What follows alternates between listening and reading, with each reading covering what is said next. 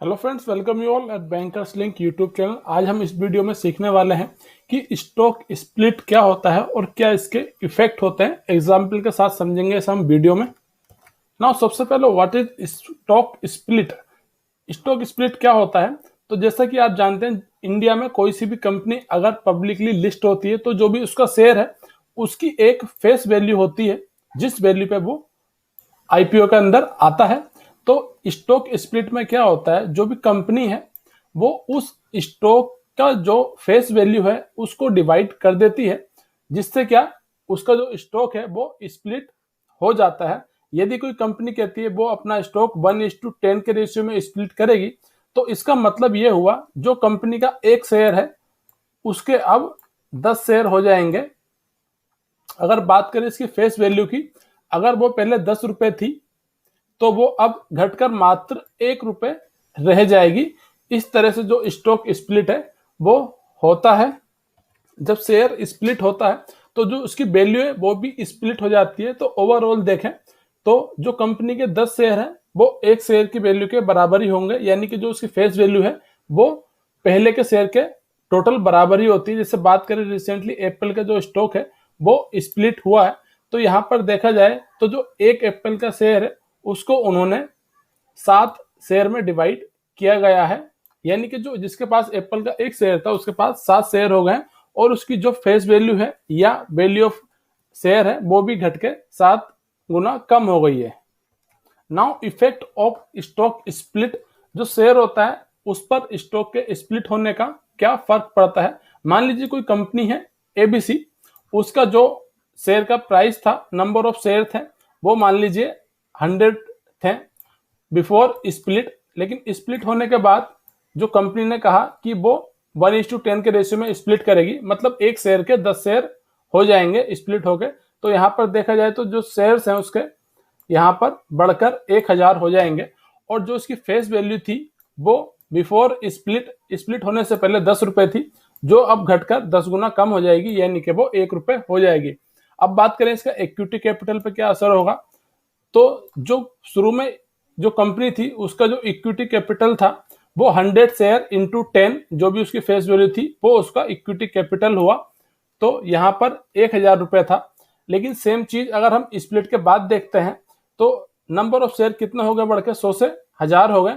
लेकिन जो 1000 शेयर हुए उनका स्प्लिट जो है, जो उनका फेस वैल्यू है वो भी स्प्लिट हो गया, वो घटकर 1 रुपए हो गया। तो यहाँ पर देखा जाए तो दोनों केस में जो भी उसका इक्विटी कैपिटल है वो सेम रहता है, क्योंकि जो शेयर की फेस वैल्यू है वो भी घटकर कम हो जाती है। अब बात करें रिजर्व की, जो एक्यूमुलेटेड प्रॉफिट्स है वो सेम रहेंगे दोनों ही केस में, स्टॉक के स्प्लिट होने के बाद भी। फिर बात करें नेटवर्थ की, तो नेटवर्थ हमें निकालनी होगी। यहाँ पर जो भी इसके रिजर्व्स है प्लस इक्विटी कैपिटल है उन दोनों को हम यहाँ पर जोड़ देंगे, तो जो कंपनी की नेटवर्थ है वो 13,000 होगी। और सेम इस केस में भी होगा, वो भी यहाँ पर 13,000 रहेगी। तो ओवरऑल देखा जाए तो जो भी कंपनी के फाइनेंशियल्स हैं या जो भी फाइनेंशियल रेशियोज है उन पे जो स्टॉक स्प्लिट होता है उसमें कोई भी फर्क नहीं पड़ता है। इक्विटी कैपिटल, रिजर्व और नेटवर्थ वो सेम रहती है।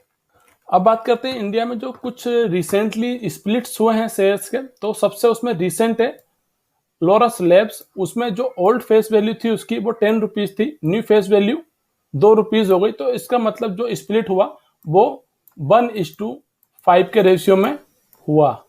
फिर बात करते हैं पॉली स्पिन एक्सपोर्ट्स की, तो उसकी भी न्यू फेस वैल्यू 2 हो गई। तो यानी कि old face value divided by new face value, तो वो आपका रेशियो आपको मिल जाएगा। तो इसका जो रेशियो है वो 1:2 का स्प्लिट रेशियो है। ऐसी बात करें आपकी बहुत ही चर्चित स्टॉक आइसर मोटर्स की, इसका स्टॉक भी काफी बड़ा था। तो उसमें जो स्टॉक की फेस वैल्यू है उसको उन्होंने 1 रुपए में फर्दर डिवाइड कर दिया है, यानी कि 10:2 डिवाइडेड बाय 1, यानी कि 1:10 का रेशियो यहाँ पर स्टॉक का है। यानी कि जो एक शेयर था उसको उन्होंने 10 शेयर में डिवाइड कर दिया। और जो इसकी स्प्लिट डेट थी, इफेक्टिव डेट, वो 24 अगस्त 2020 थी। तो यहाँ पर जो रिसेंटली आपके स्टॉक स्प्लिट्स हुए हैं उसके कुछ एग्जांपल्स हैं। फ्रेंड्स, अब बात कर लेते हैं जो स्टॉक का स्प्लिट होना है उसके पीछे क्या पर्पस होता है कंपनी का। तो सबसे जो पहला पर्पस होता है वो होता है लिक्विडिटी को बढ़ाना। जो भी बड़े बड़े शेयर्स होते हैं लाइक MRF, iSearch, तो इनके जो शेयर्स होते हैं देखा जाए तो कई हजारों में होते हैं, 10,000, 20,000। और अगर बात करें MRF का तो उसका जो शेयर है आजकल 60,000 के लेवल में है, और जो आइसर का शेयर था स्प्लिट होने से पहले वो करीब 20 से 22,000 के लेवल पे था। तो जो भी इसमें रिटेल इन्वेस्टर्स होता है वो इसमें इन्वेस्टेड नहीं रह पाता है या नया इन्वेस्टर नहीं आ पाता है। तो उस हिसाब से अगर कंपनी चाहती है कि जो उसके इन्वेस्टर्स हैं, रिटेल इन्वेस्टर को वो लाना चाहती है अपनी कंपनी में और फर्दर लिक्विडिटी को बढ़ाना चाहती है, तो वो अपनी जो कंपनी है उसका शेयर को स्प्लिट करती है। फिर दूसरा पर्पस होता है स्टॉक स्प्लिट का कि जो भी आपका स्टॉक है उसको अट्रैक्टिवली प्राइस पर बनाना। यानी कि अगर जो कोई स्टॉक है वो बहुत महंगा है तो उसको रिटेल इन्वेस्टर या नॉर्मल इन्वेस्टर खरीद नहीं पाएगा, तो वो जो शेयर है उसमें लिक्विडिटी कम होती है। तो इस चीज को अट्रैक्टिव बनाने के लिए कभी कभी कंपनियां अपने शेयर को स्प्लिट करते हैं। अगर हम बात करें आइसर मोटर्स की तो रिसेंटली जो आपका ये स्प्लिट हुआ है, जो इसकी एक्स डेट थी वो 24 अगस्त थी। इसका मतलब ये हुआ कि 24 अगस्त से पहले जिसके पास भी इसके शेयर थे आइसर के, उसके शेयर वो स्प्लिट हो जाएंगे। यहाँ पर बात करें 21 अगस्त की तो यहाँ पर उसका जो प्राइस था वो 21,600 था। जब ये स्प्लिट हुआ तो वो करीब 22,219 रुपये हो गया। तो इस तरह से जो इसका प्राइस है वो 10 गुना करीब कम हो गया। तो जो उससे रिटेल इन्वेस्टर है उसके लिए देखा जाए तो थोड़ा कंफर्टेबल हो जाता है इस स्टॉक को खरीदना या इसमें अपना नया निवेश लेकर आना। फिर अगला जो रीजन है, पर्पस है स्टॉक स्प्लिट का, वो है कि जो लिक्विडिटी बढ़ाना। किसके लिए?